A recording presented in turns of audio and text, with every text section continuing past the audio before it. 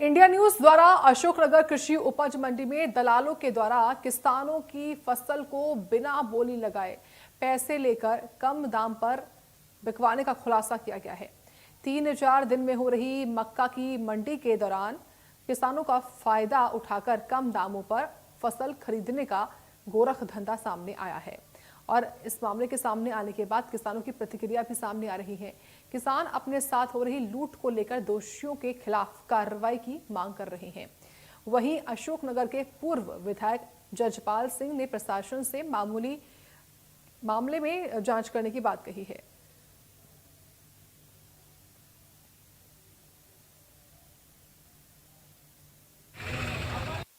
हाल ही में मैंने एक वीडियो देखी है जो मेरे पास आई है कि जिसमें कृषि उपज मंडी समिति अशोकनगर में मंडी के बाहर कुछ व्यक्तियों द्वारा सीधे किसानों से मक्का का सौदा किया जा रहा है और वहीं पे उनको मंडी की पर्ची जो रसीद दी जाती है वो भी काट के दी जा रही है। तो ये मैं देख के हतप्रद हूँ कि मंडी प्रशासन के और किसान जबकि रोज इस चीज़ को लेकर आंदोलन भी कर चुके कई बार कि मंडी में व्यापारी और किसानों के बीच में कुछ ऐसे दलाल सक्रिय हैं जो किसानों से सीधे सौदा करते और सीधे व्यापारियों को माल दे रहे हैं। इस संबंध में जिला प्रशासन माननीय कलेक्टर महोदय से भी चर्चा करूंगा।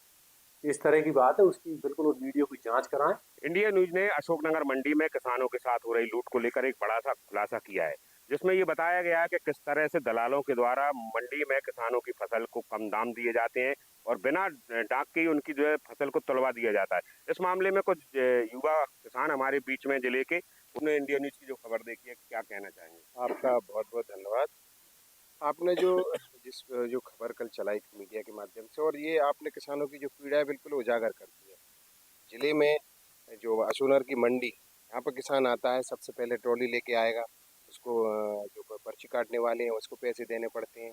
फिर दलाल जो सक्रिय रहते हैं वो अलग से ले जाते हैं, उनको पर्ची के पैसे दे देते हैं और फिर फसल के जो उनको भाव लग ही नहीं पाते। एक युवा किसान शिव कुमार जी भी हमारे पास हैं। ये जो कल आपने इंडिया न्यूज की खबर देखी है, तो क्या कहना चाहेंगे?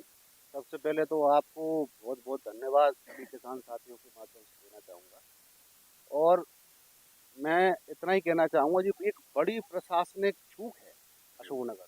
हम तो अशोकनगर कलेक्टर से इसी बात को लेकर मांग करेंगे कि आप कार्रवाई करिए, ऐसे लोगों को क्यों नहीं कर रहे। मेरे हिसाब से भाई साहब इसमें सभी की मिली भगत है। मेरे हिसाब से ये होना चाहिए कि मंडी में जो लाइसेंस बने उस पर खरीदी की, डेली की या मंथली उनकी टारगेट फिक्स होना चाहिए कि अगर आपका लाइसेंस है तो आपको महीने में या 15 दिन में जब भी सीजन होगा इतना टारगेट आपको खरीदना पड़ेगा। मंडी में क्या है, आवक ज़्यादा हो रही है जी, और लाइन में क्या है कि ट्रैक्टर ज़्यादा लग रहे हैं, तो 3 दिन में होती है मंडी, तो किसी की 4 दिन में हो रही है। तो किसान ये चाहता है कि हम 1 दिन में भी निपट जाएं। उसकी मजबूरी का फ़ायदा व्यापारी लोग उठा रहे हैं। बिल्कुल हो सकती है अगर सिस्टम में सुधार किया जाए।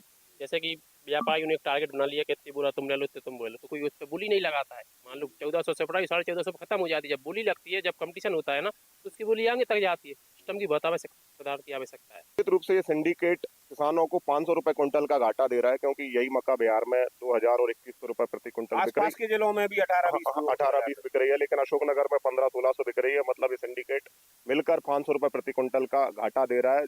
जितने भी किसान है, जो युवा किसान है और जो जागृत किसान है, वो दोनों तरह की चीजों को बात कर रहे हैं। एक तो ये कि जिस तरह से ये लूट हो रही है उस पर कार्रवाई होना चाहिए, और ये कार्रवाई प्रशासन को करना चाहिए। वो सीधे सीधे कलेक्टर को ये बात के लिए कह रहे हैं कि जिस तरह से उन्होंने जिले में व्यवस्थाएं ठीक ठाक की हैं, तो किसानों के साथ ये सिंडिकेटेड तरीके से जो लूट हो रही है उस पर भी जो है बड़ा काम होना चाहिए। लोगों को इस लूट से बचाना चाहिए।